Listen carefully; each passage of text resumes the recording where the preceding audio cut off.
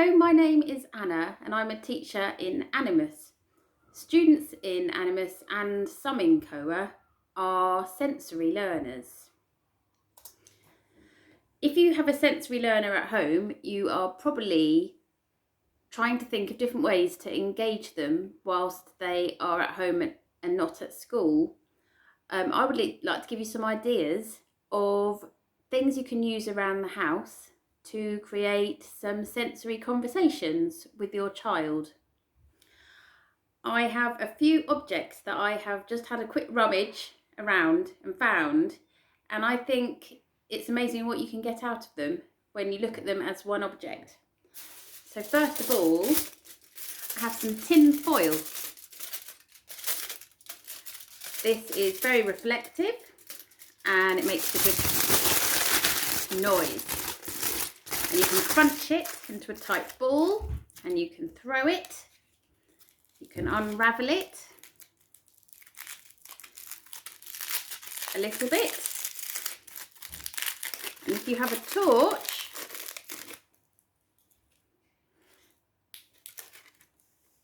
you can shine on the torch. This might get your child interested and they may reach out for it, or they may smile, or you can get them to track it as you move it around and moving the torch around on it. That's one thing. Any interesting pencils? This is a very soft, fluffy one, bright pink. It's got a rough bit here, soft, spiky. You can go up and down the hand, round the face. Really sensory. A paintbrush. Most people might have a paintbrush. Again, it is very soft on the face. You can say I'm going up the hand, round the hand, on the palm. You can also tap as well. Might make a noise. It's amazing how interesting one single object can become. I've got a flower. You smell it? You can look at the petals and they're soft and they smell, and you can get all sorts of different colours. Oh, leaf's just fallen off. You can pull bits off. It's spiky and soft and smells. Now, I've got a plain box here. It's amazing what you can do with a plain box. You can put one single item in and the focus will be on that one item in the box, like a ball. You can roll it around. They can reach in and take the ball out. You can put 3 balls in and roll them around. It makes a good noise.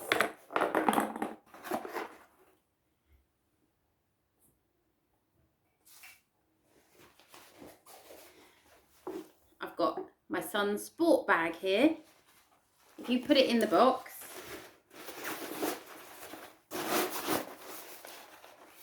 makes a black background. And if anyone has any fairy lights, you can put them inside. And that can cause a lot of interest, and you can do more tracking. You can hide it, and then you can reveal it again if they don't fall out.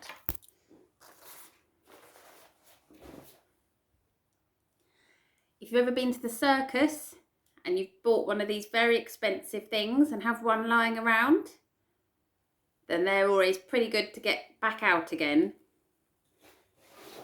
You can use your black sport bag to put in front, and then it really shows up.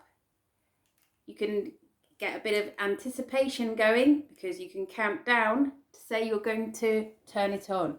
3, 2, 1. Blast off. That's a good one.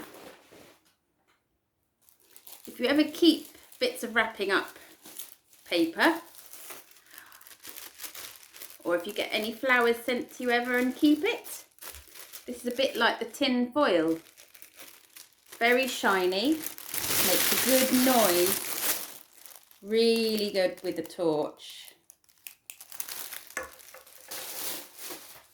The same thing applies to cellophane, and with cellophane you can put it over your eyes and the world changes colour.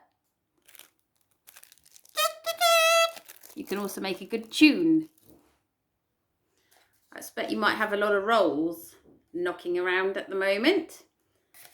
These, again, have all sorts of uses. You can spy. Da, da, da. You can make a tune. Hello. You can speak right up to somebody's ear. You can bang. So again, one little cardboard tube and you can have a lot of sensory conversations with. Does anyone have any silly glasses? Again, this can make a good reaction. You can put them on yourself. You can put them on your sensory learner if they let you, and you could show them their reflection in the mirror and see for their reaction. Do you have any interesting boxes at home that you've kept because they're a bit different? You can put something inside, create a bit of anticipation and open it up.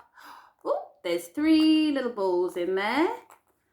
Again, you can use your torch to really explore it.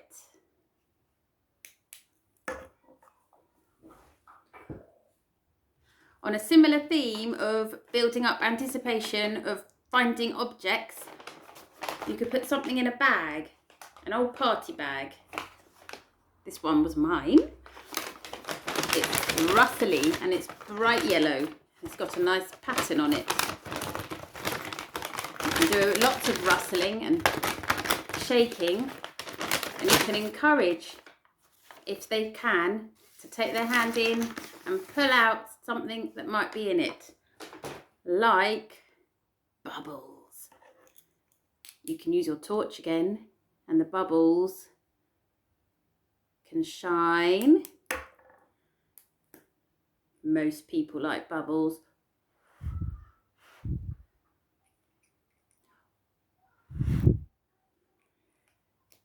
Those ones were cheap, so they're not very good. I'm sure you've got better bubbles.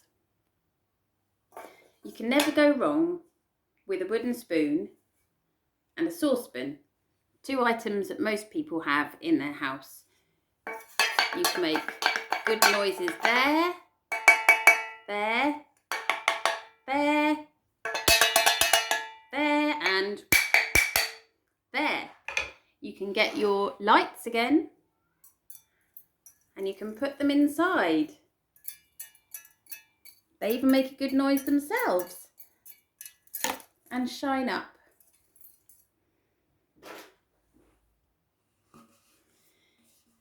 If you've got any old tubs that you're not quite sure what to do with and haven't yet got rid of, again, you can put things in.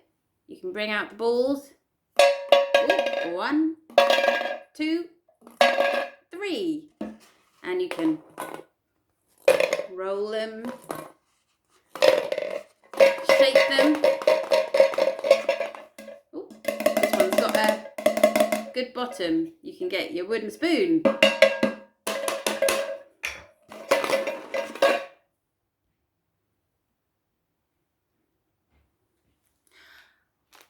Most people will have a pack of tissues, possibly. So again, you can rustle it. That's really sensory. You can open it.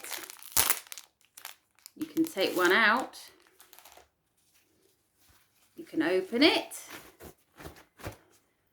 You can hide behind it.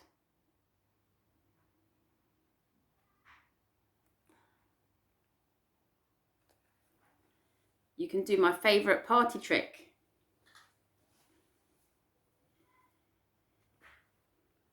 Ooh.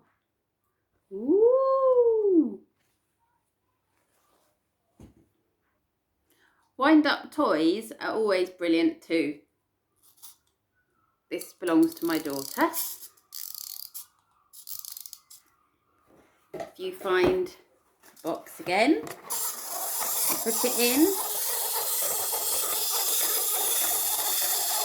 Your sensory learner might choose to reach out if they can and take it, or they might like to hear it as it's walking. They might like to feel it and track it. Another item most of us should have is a blanket. You can have a lot of fun with a blanket. You can hide yourself under it and see if they'll pull it off you. You can hide them under it and see if they will move their head or their hands to try and take it off. You can go underneath with a torch or your little lights. You can sing a song. Who is hiding? Who is hiding? Shall we see? Shall we see? Who is hiding? Who is hiding? 1, 2, 3.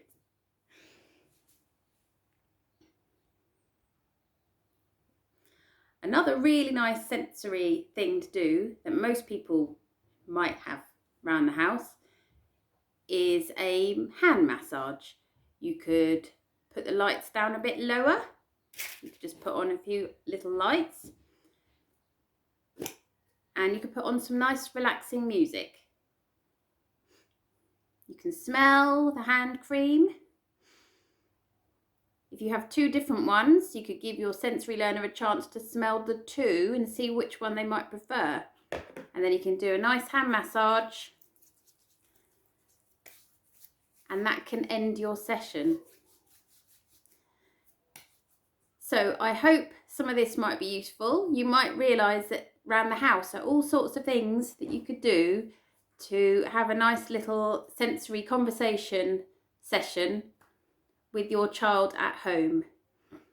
I will make another video soon to tell you about sensory stories, again using objects that you can use in your own home, and they're really fun, one of my favourite things. I hope you're all staying well and look around your house and see what you can find. Bye!